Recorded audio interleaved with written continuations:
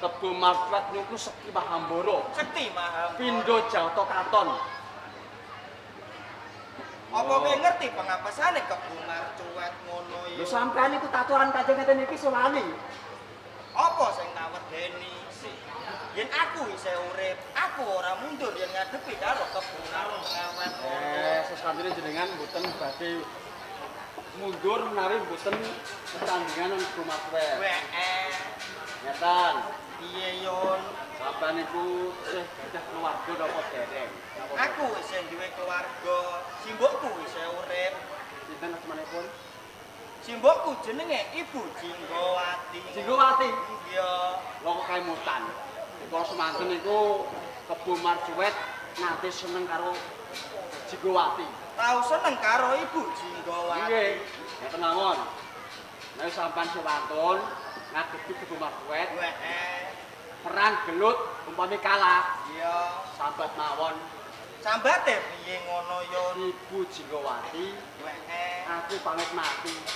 Dadi iku sambate karo kanggone aku.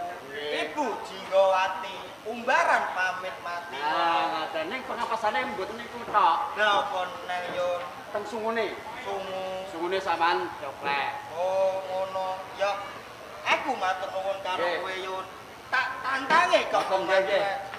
Kebo Marcuet, ayo metu njaba yen panjenengan.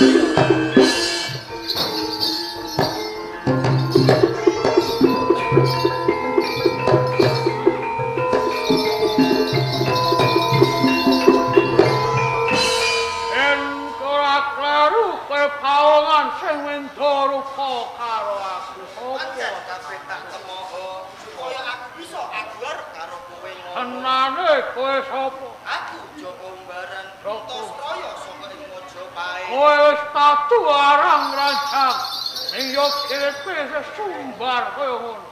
Menawa patiku dudu saka tangan kula kanthi kuwi. Ayo balenono Kanjeng lawan aku. Maju legane atimu. Waduh, Ibu Jinggowati. Oh, umbaran pamit mati. Ibu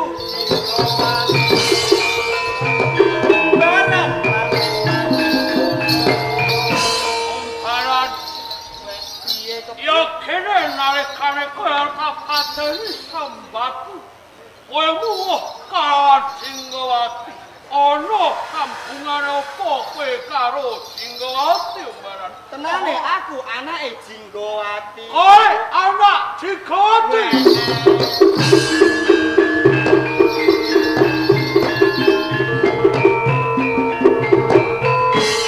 Barang Kebo Marcuwati. yo kene ora walaka. Amrope walaka karo aku ora bakal tega lan mentara watene. Lan natone karo kowe barang. Barang Piye Kebo Marcuwati? ora ndak selai. Nalika semono aku nate nandur tresna kawan wong tuamu Jinggowati ing dheweke nabi.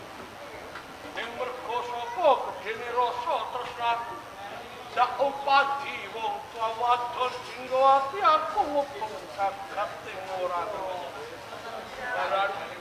Piye Kebo Marcuwati? Kok menawa kanthi dalan iki kowe ndak usah dan ndak terkenyang wong tuamu gelem napa karo aku.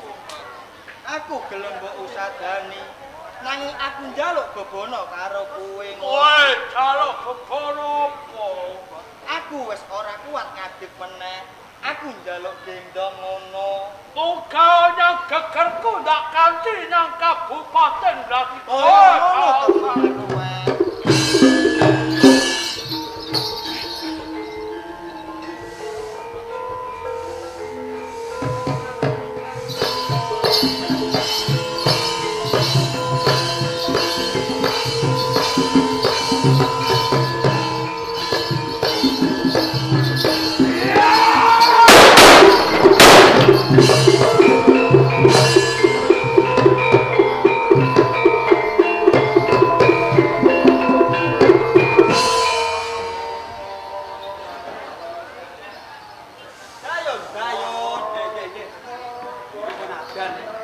Kebo Marcuwati wis mati.